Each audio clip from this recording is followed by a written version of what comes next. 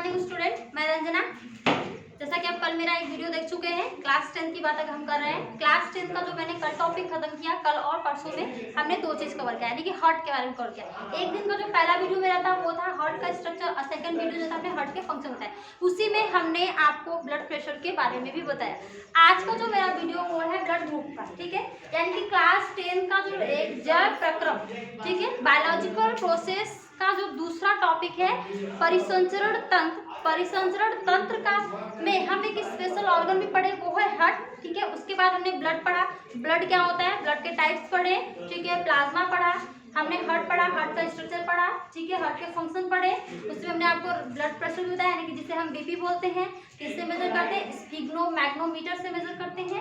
अभी इसकी blood pressure की जो वैल्यू होती है क्या होती है, 120 180 120/80, यानी कि जो 120 की जो वैल्यू है वो है सिस्टोलिक की, और 80 जो है वो है डायस्टोलिक की। और इसका जो मेजर होता है, यानी कि मापने की जो इकाई होती है, उसे हम नापते हैं mmHg में। ये बात हम आपको कल बता चुके हैं। आज का जो मेरा टॉपिक है वो है ब्लड ग्रुप। आइए बात करते हैं ब्लड ग्रुप होता क्या है। रक्त समूह, देखो बच्चों ये भी बहुत इंपॉर्टेंट है। इस टॉपिक से आपको 1 नंबर का क्वेश्चन कही है। 1 नंबर तो आना ही आना है, बाकी 2 नंबर तो छोड़ दो। 1 नंबर 100% कंफर्म है कि यहाँ से क्वेश्चन बनता ही बनता है। तो मैं अगर बात करूँ ब्लड ग्रुप की क्या है, तो सब लोग बेसिकली से ना कहते हैं ना कि आम बोलचाल भाषा में यूज करते हैं क्या, अरे एकदम क्या मम्मी के खून से मैच कर रहा है, पापा के या अपने, ये दोनों से नमस्कार क्या कहते हैं कि हम 2 या 3 पीढ़ी पीछे चले जाते हैं। अरे 2 मत जाओ, एकदम मम्मी पापा तो गया ही नहीं, बिल्कुल दादा था। ऐसा हमने क्यों बोला, ऐसा हमने क्यों, मतलब मम्मी पापा इधर नहीं गए, दादा पे, या तो हम उसके पहले एक चीज को पहला, या तो हम उसके ब्लड ग्रुप को लेके बात करते हैं, या दूसरा उसके हम आनुवांशिक लक्षण की बात करते हैं। अगर हम आनुवांशिक लक्षण की बात करें तो उसका एक अलग से पूरा चैप्टर ही, उसको तो हम अलग से डिस्कस करेंगे, लेकिन यहाँ पे हम केवल ब्लड ग्रुप की बात करेंगे। तो ब्लड ग्रुप में देखिए, सबसे पहले बताएं ये होता क्या है। ब्लड ग्रुप की खोज सबसे पहले कार्ल लैंडस्टीनर ने किया था। इसकी खोज किसने किया था, कार्ल लैंडस्टीनर। यहाँ से देखिए, इसकी खोज कार्ल लैंडस्टीनर ने किया था, कार्ल लैंडस्टीनर, ठीक है। ब्लड ग्रुप की खोज कार्ल लैंडस्टीनर ने किया था, ठीक है।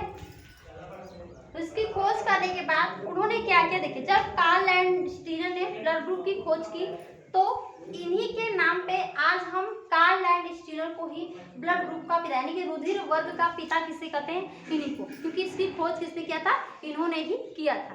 अगर हम बात करें रक्त समूह को कितने भागों में बांटा गया और किसके आधार पर, ठीक है, तो एंटीजन तथा, लिखते चलो मेरी बात को, एंटीजन तथा एंटीबॉडी के आधार पर, एंटीजन तथा एंटीबॉडी के आधार पर रक्त समूह को 4 भागों में विभाजित किया गया है।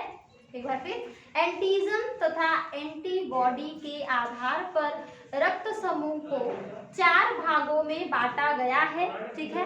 पहले की अगर हम बात करें तो पहला जो रक्त समूह है, आप लिखते चलिए, देखिए यहाँ पे बकायदा ये चार्ट बना हुआ है, आप वीडियो को पॉज करके, तो पहले आप लिखे एंटीजन तथा एंटीबॉडी के आधार पर रक्त समूह को 4 भागों में बांटा गया है। तो आप वही लिख लीजिए, क्या क्या है, ए बी और ओ, ये लिख लीजिए, ठीक है।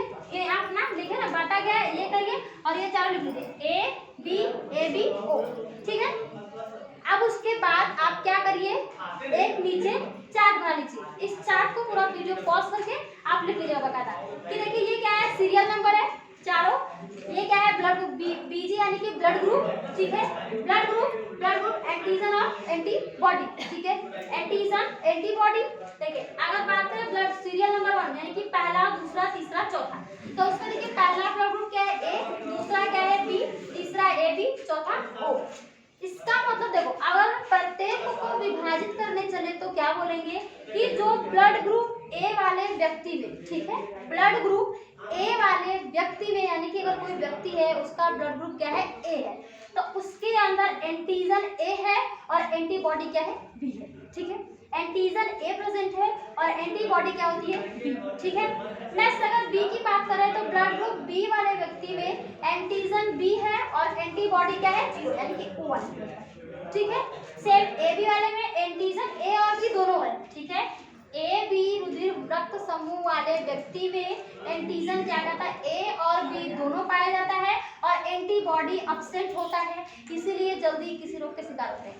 ठीक है, इनके अंदर एंटीबॉडी नहीं होता है, इसीलिए जब इस रक्त समूह का कोई व्यक्ति होता है देखो तो वो हमेशा किसी न किसी इन्फेक्टेड यानी वायरल इन्फेक्शन से हमेशा क्या प्रभावित होता है, तो उनको हमेशा एंटीबॉडी रखना चाहिए। नेक्स्ट अगर बात करें फोर्थ ओ वाले की, तो इनके अंदर एंटीजन नहीं होता है। देखो जिस रुधिर रक्त समूह व्यक्ति और रक्त समूह वाले व्यक्ति में एंटीजन एब्सेंट होता है और एंटीबॉडी ए और बी पाया जाता है। ठीक है, तो ये आपके जो चारों हमने बताया रक्त समूह को लेके आपने देख लिया, वीडियो पॉज करके इसको नोट डाउन कर लेना। अब इसके बाद देखो हम बार बार दो शब्द यूज कर रहे हैं, क्या क्या, एंटीजन और एंटीबॉडी। दो शब्द हम बार बार बोल रहे हैं, एंटीजन और एंटीबॉडी। तो आपको ये समझ में आ रहा होगा कि एंटीजन क्या है और एंटीबॉडी, तो ये बात आपको बताया है अब स्टार्टिंग में ही। अब इसके बाद अगर हम आपको बताएं कि एंटीजन और एंटीबॉडी शरीर में कहाँ पर पाया जाता है, हमारे शरीर के किस भाग में पाया जाता है, तो आपके सामने हम एक संरचना बना रखी है। देखिए जो चित्र है किसका है, आरबीसी का, लाल रुधिर कणिका या रेड ब्लड सेल की बात करें तो आपके सामने ये जो स्ट्रक्चर बना है, आप ये क्या है, आरबीसी के एक कोशिका, आरबीसी की एक कोशिका की यहाँ पे संरचना बनी हुई है। ठीक है, अगर हम बात करें इस संरचना की तो देखिए इसकी लंबाई क्या है, 7.2 माइक्रोन है।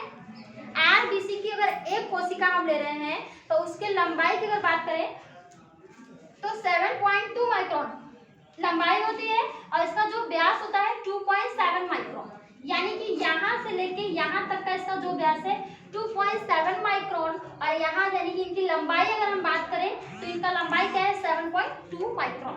ठीक है, अब आप सोचेंगे कि हम आरबीसी की क्यों बात कर रहे हैं, आरबीसी तो आपको पहले से पढ़ा चुके हैं। नहीं, आरबीसी की बात करने का मतलब ये है कि हम आपको इसका मतलब एक चीज तो क्लियर है कि जो आरबीसी और एंटीजन एंटीबॉडी कहीं ना कहीं एक दूसरे से कोरिलेट करते हैं।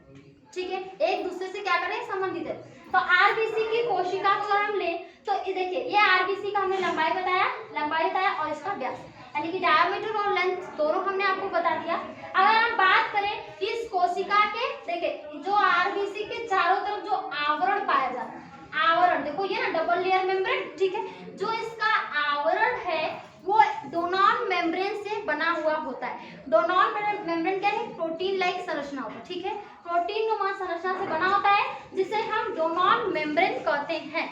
ठीक है, ध्यान सुनो, आरबीसी की कोशिकाओं के चारों तरफ एक प्रोटीन नुमा संरचना पाई जाती है जिसे हम डोनॉन मेम्ब्रेन कहते हैं और इसी डोनॉन मेम्ब्रेन के ऊपर इसी डोनॉन मेम्ब्रेन के ऊपर ये जो मेम्ब्रेन है, ठीक है, आपका क्या कहता है, एंटीजन, यानी कि इसका मतलब हम ये भी बोल सकते हैं कि डोनॉन मेम्ब्रेन किससे बना हुआ है, एंटीजन, और एंटीजन क्या करता है, प्रोटीन।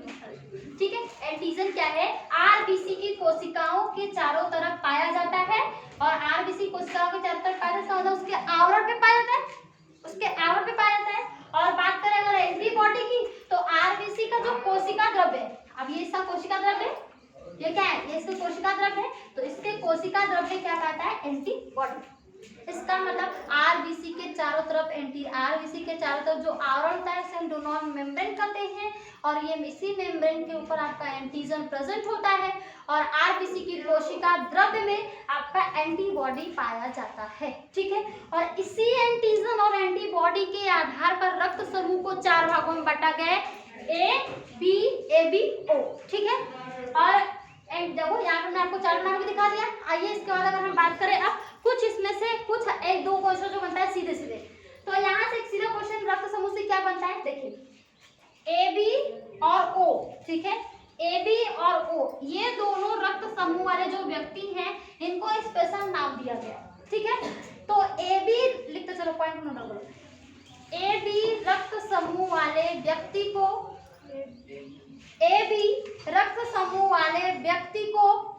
सर्वग्राही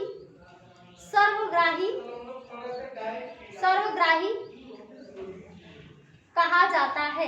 ए बी रक्त समूह वाले व्यक्ति को सर्वग्राही कहा जाता है, या फिर इसको आप दूसरे लैंग्वेज में अपनी भाषा में लिख सकते हैं कि ए बी रक्त समूह को सर्वग्राही रक्त समूह कहा जाता है।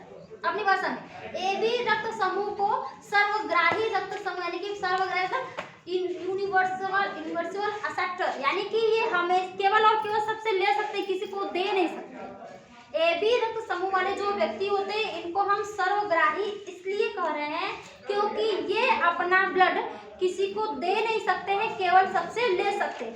अगर ये किसी को दे सकते हैं तो केवल और केवल ए बी वाले को। जैसे मेरा क्या ब्लड ग्रुप AB ही है, ठीक है। इनका यानी कि इस रक्त समूह वाले व्यक्ति जो हैं ये केवल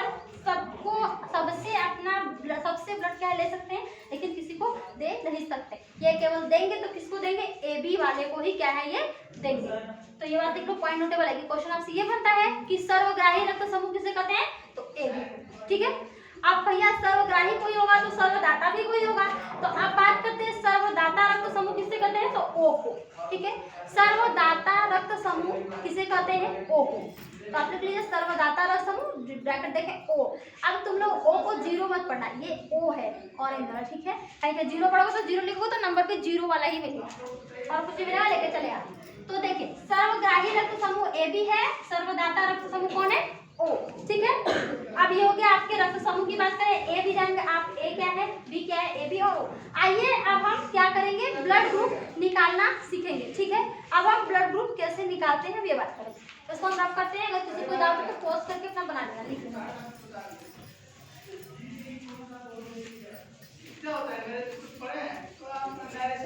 आइए अब हम आपको बताते हैं कि अगर ब्लड ग्रुप कैसे हम निकाल सकते हैं। यानी कि अगर कोई व्यक्ति का रुधिर वर्ग A है, जैसे क्वेश्चन इसी तरह बताते हैं, जैसे देखिए अगर मदर है, ठीक है, मदर है उनका रक्त समूह क्या है A, ठीक है। अब फादर है उनका रक्त समूह क्या है B, ठीक है। तो इन दोनों से जो बेबी बनेगा यानी न्यू चाइल्ड जो आएगा उनके बच्चों में कौन सा रक्त समूह आ सकता है, यानी कि पिता का रक्त समूह A है और माता का रक्त समूह B है, तो उनके बच्चे में कौन सा रक्त समूह हो सकता है। तो जैसे कि देखिए आप इसको लिखने का ध्यान रखिए, नो डाउट। कैसे, यहाँ पे देखिए जैसे मान लीजिए पिता है, ठीक है। इसको हम आप समझने के लिए ठीक कर लीजिए, आपको समझाने का, ठीक है। तो इनको हम क्या करते हैं, तुम लोग के हिसाब से बताते हैं, हाँ आई थो ठीक है। मान लीजिए ये एक व्यक्ति, ठीक है, इनका रक्त समूह क्या है A और ये क्या है 0। हमेशा जैसे कि तुम लोग पढ़ते हो ना XX और XY, ठीक है, ठीक है। XX और XY ये जानते हो ना, ये क्या है, मदर है, ये ध्यान सुन लो तो वो समझ तब आ जाएगा, मदर और क्या है ये फादर। तो आप जानते हैं तो अगर इनका हमें फ्यूजन कराना है तो पहले हम दोनों के सेल को क्या करते हैं, अलग करते हैं, या फिर अगर नहीं करना है तो आप सीधे X इनका इससे बार कराइए तो क्या होगा XX, इससे कराएंगे तो क्या होगा XY। फिर अब देखो एक बार हमने इस सेट का इन दोनों से कराया, फिर इस वाले का इन दोनों से कराया, तो यानी कि इनसे जो बेबी बना यानी कि 50% सन है और 50% चांसेस क्या है डॉटर है। यानी कि देखिए इनमें डॉटर और ये क्या है, डॉटर है, ये क्या है सन, यानी कि लड़की और ये लड़का।